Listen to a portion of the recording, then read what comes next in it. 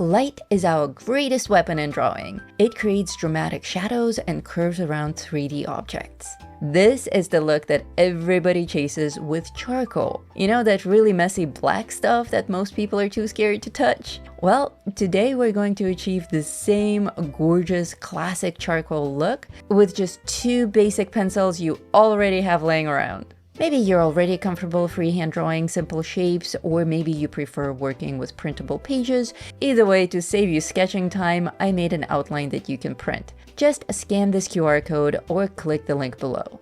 For your 2 pencils, you need white and something very, very dark. Any dark gray that's nearly black from any color pencil set. Actually, graphite will work too. Just make sure to use soft graphite, like 4B, so it blends smoothly and goes properly dark. But not too dark, like an 8B, because that will be too crumbly. Steer clear of hard graphite, like all the H's. They stay very silvery, a little bit metallic, and they will constantly fight you.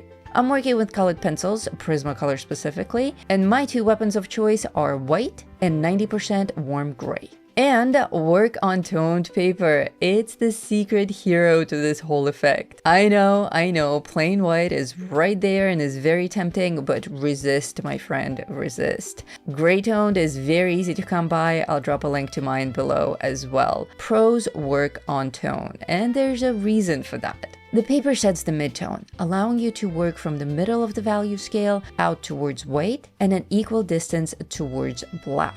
That's a more natural way of drawing light and shadow than constantly fighting that pure white background all the way at the end of the spectrum and having to build up every single value on the way there from scratch. I'm shading gently and in tiny little strokes, literally just lighting up the shape. This whole piece runs on draw what you see, but it's important to understand what we're seeing first. Our light source here is from high and to the left, so it's spilling onto the hair, this side of her face, and the chest. That's where we add white. Not one speck of actual gray pigment yet, and this already pops off the page and is looking real. I did some background work too to set the mood, and now we can come in with our gray. You could use true black, but black, it's a bit of a diva. So I like to go with a deep gray that gives me all the punch and none of the attitude. And this right here is the major thing that separates gorgeous, smooth work from a muddy mush.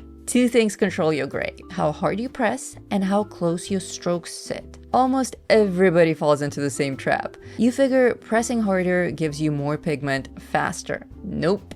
All it does is crushes the pigment into the tooth of the page and burns it down too fast. And now you've got a shiny dent that you can never undo. Strong pigment comes from layering, stroke after stroke after stroke. That's your secret to rich, controllable value. Stroke spacing is the second thing. Spread your strokes wide and you get that scratchy, hand-drawn look. Pack them tightly and you get silk. Think thread count in bed sheets. The cheap motel ones, you feel every fiber scratching at you all night long. The good ones in a Vegas penthouse are so dense your hand just glides on it. We're going for the high-end Vegas sheets every time. Tight strokes, buttery shading. When we come in with white again, it pulls double duty. It lifts the grays that need lifting, and it doubles as a blender, swirling all those separate strokes into one smooth surface. As a bonus, it lays a cool tone over everything, exactly what the marble needs, and it will come in handy for our future textures as well, the metal and the crystal. And here's the part that will blow your mind completely. A solid 40% of this bust is dark gray, and your brain still thinks this is a white object. Why? How? Well, this is because your brain doesn't judge color off of what's actually depicted in 2D. It reads the relationship between your brightest light and your darkest dark, then matches it to the material it expects. And this is a very well lit white object too. Look at it in this light. See that flat pigment? Mostly black. Yet, we still see this as a white marble bust. The pigment you see in 2D is not a representation of the actual pigment of the object. That's crucial to wrap your mind around. The silver apple flips this whole thing on its head. We work backwards, starting with our darkest color and filling all the black areas first, because most of this apple is actually going to be pretty much black. Polished metal barely has any midtones. It's ruthless like that. It snaps from black straight to white with almost nothing in between, very sharp gradients. And that hard jump is exactly what fools your eyes into seeing a shiny metal. So here, while we still layer with care, we can actually afford to be a little bit bolder with our pressure than on that matte, soft marble. Lay that dark tone in nice and rich. And to be fair, both the metallic effect and the crystal effect are a lot more advanced than the marble bust. And that is why I'll be doing a full 2-hour webinar for my artisans later this month. During that live lesson, I will cover more technique and specific step-by-step strategies for metals and crystals. Some science to go with your art. For a special bonus, because it's July and we're doing sparkly things, by popular demand, I will also add fireworks. I do these exclusive live sessions twice a month for my artisans. More about how to become one later on in the show, but now let's talk more about this metallic shading technique.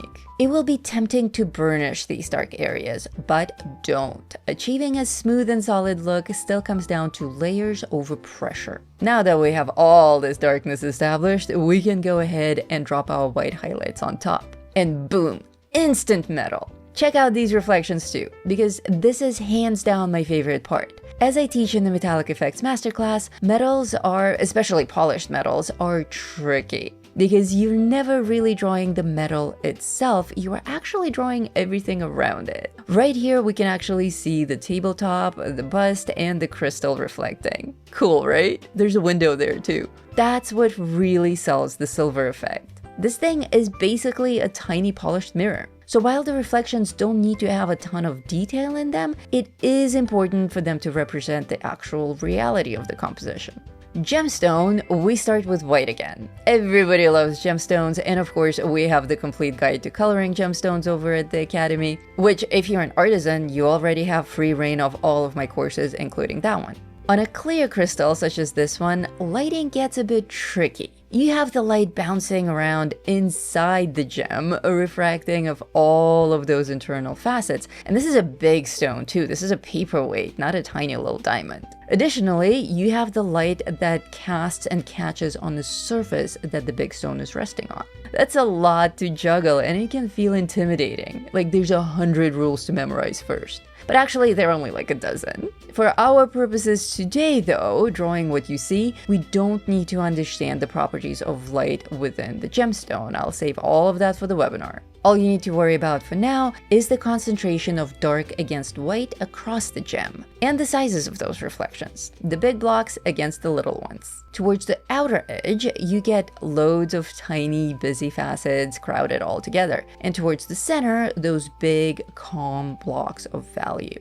It's all about that contrast in facet size, and all of a sudden, we have a nice crystal illusion. And the real secret to a shiny gem is committing to pure white and near black right up against each other. Glass has the highest contrast of all three objects here today, so in the softer reflections, I blend my dark gray into white for a cool, smooth gray, while keeping my sharpest whites and deepest darks clean and unblended where the light hits hardest. Hard edges and high contrast read as glass or crystal. Soft, low contrast reads as cloth or skin or stone. So what is this artisan thing that I keep talking about? Well, over at It's Easy to Draw Art Academy, you can now join on a monthly subscription and immediately get access to everything. And I mean literally everything. When you get there now, it's like you enter a citadel. You immediately unlock all 25 of my already published courses and access to anything that I'm working on right now.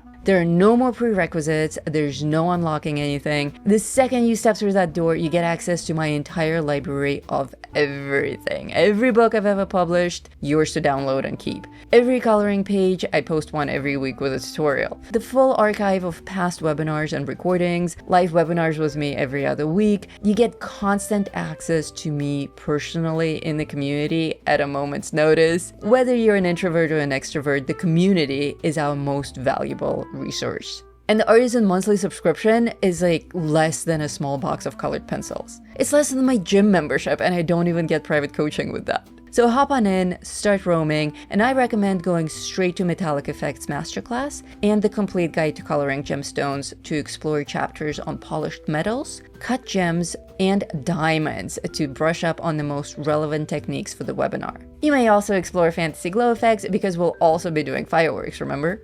Now, precision shading and balancing light and dark is fine and well, but this composition only works because the background got the same love as the object. The setting grounds the objects. It gives the reflections something to reflect. It gives the light somewhere to land. 3 objects floating on a bare piece of paper read flat and dead no matter how beautifully you shade them. So invest in that background. This is looking stunning, very classic, very professional. Everyone I showed this to thinks this is charcoal or a whole bunch of different colored pencils, but it's actually just white and super dark gray. But this did take quite a bit of time, close to 4 hours in fact. The truth is, with charcoal, we would have knocked this out in under an hour easy. We could have done this whole background with a blending stump in literally seconds, and then come back with charcoal pencils for the detail work on the object. So here's what I want you to try. Mix your media. Shade your bust, apple, and crystal with pencils, exactly the way that I showed you today, where you get all of the control with those clean hands. Then build your background with charcoal blenders for speed, which is exactly what I'm teaching in the video coming up next. Best of both worlds. And guess what? In this video coming up next, you also get to keep your hands clean, even though we're working with messy charcoal.